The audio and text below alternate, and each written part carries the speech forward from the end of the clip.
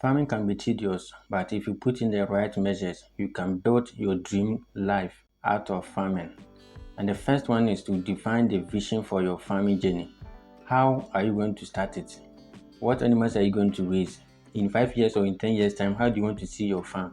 So you have to be able to put in measures and structures to let, like a map in front of you to guide you in whatever step you're going, so that you'll be able to know that at least you are following the vision and you are getting closer to what you want to see in the long term.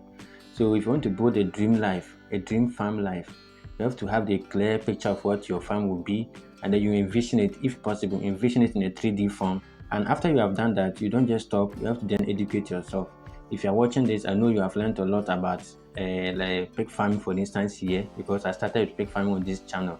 So I'm sure by now you have learned a lot about pig farming.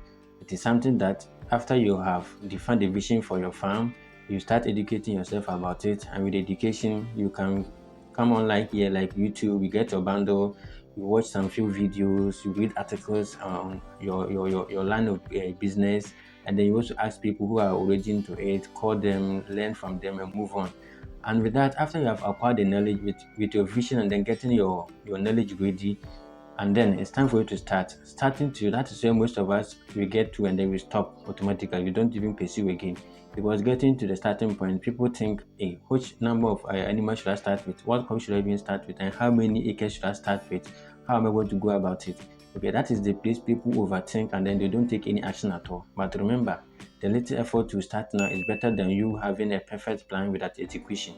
So just start executing the smaller plans you have now. So start with small number of animals if you want to go into livestock farming. Start with a manageable number, numbers that you alone can take care of.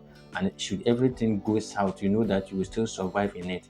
A smaller and manageable number will help you to stay afloat, and then you learn as your farm grows, then you grow with it and keep expanding it. And if it is crops too, instead of starting with maybe 1,000 hectares or 10 hectares, or you can just start with 3 4, and then you learn from it as you gain the experience, and especially with the marketing side and then the disease prevention, you also expand your farm because your knowledge is broadened, and so is your farmland also broadening, and your capability to handle the large size is also there.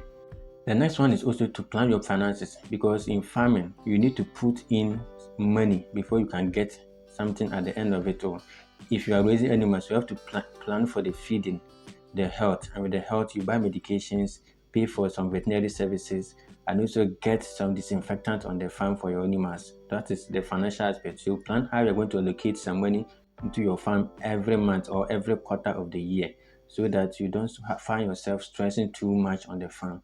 So if it comes to pig farming like this, I can say, if you ask me, I know exactly how much I spent into one animal before the animal is ready for market. So if you know all this, you know that if I have 30 animals on the farm, this is how much I'm supposed to put it at the end of the month to ensure that it covers me for that month. And then the next month, I release another batch of money into the farm to cater for the same needs. Okay. So if you don't track all this and then plan your finances well, you end up doing everything that you're not supposed to do. And then before you realize, you have mixed your finances, your fine finances plus your personal one.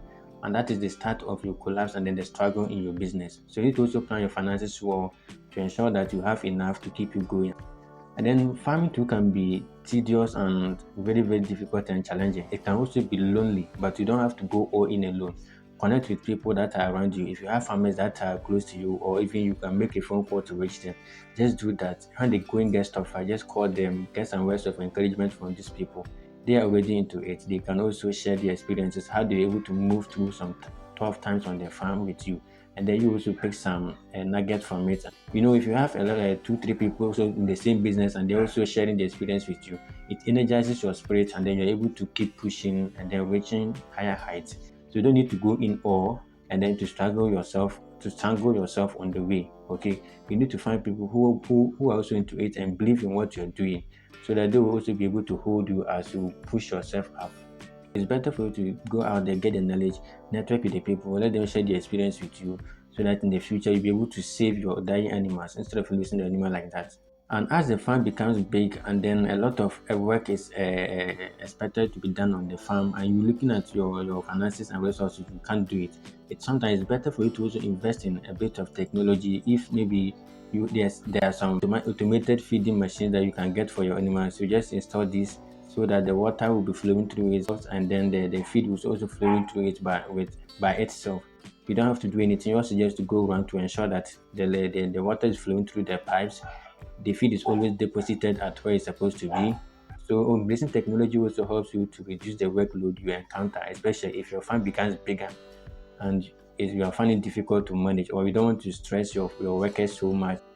And again, you have to also you have to stay persistent. Definitely, like I said, it's going to be very tough. Sometimes you feel like giving up. You even sit down and ask yourself some question. Why did you even choose this path? Seems nobody's following you, nobody's going with you. You are lonely on the way. But that time is the right moment for you to reassure yourself that you know what you are doing, and then go back to check the vision you set for yourself. And then look at the vision, like I said, in a 3D form, and get to know that you are not yet there. So you have to keep pushing no matter what the obstacles, and know that definitely you're going to reach your goal, and then you achieve the targets you have set for yourself. But if you don't stay persistent and then you quit this business and go and start another livestock business or farming business, and then you encounter another challenge, you see that you have to quit that one also and go to look for another opportunity to start again. And every time you are starting from zero, know that you are definitely not making any progress. And like it is said, if you fight and run, you always live to fight. I don't know if that's the right thing. So sometimes it's better to just face it head on, fight it once and for all, then keep yourself going. Switching between businesses and ventures is not going to help you.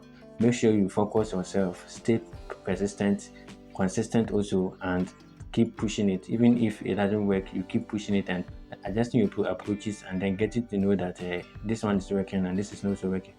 But after a series of trial and failure, it's still not working. That means your vision may not be feasible and it's unrealistic. You have to readjust it and then reset some target for yourself. Otherwise, keep being persistent and pushing, no matter how hard it's going to be. The next one is also about you also considering something about sustainability, like the SDG goals. They always talk about the sustainability things we have to do. If you're into livestock farm for yourself, like a pig farming like this, we produce a lot of waste. So it's better for you to find a way to reduce this waste, the smell you're to produce from your farm. Don't let your neighborhood get too upset with your activities and operations that they abandon even talking to you. Make sure you keep the environment very friendly. If you have a place that produces a lot of waste and then the smell tries to pollute the air, you can plant this kind of plants around it, like pawpaw and then some trees, to ensure that it provides a kind of buffer to absorb some of this smell and also convert some of the waste into maybe something like manure or biogas, which you can even use to generate some sort of electricity, or use the manure to fertilize a crop farm if you have crops also available. And it will also help to reduce the impact on the environment. So these are all things you have to also look into, because if your farm is not sustainable in the long run, that means your vision is not going to last long, and very soon you'll be out of it, and that ends your journey in your farming life.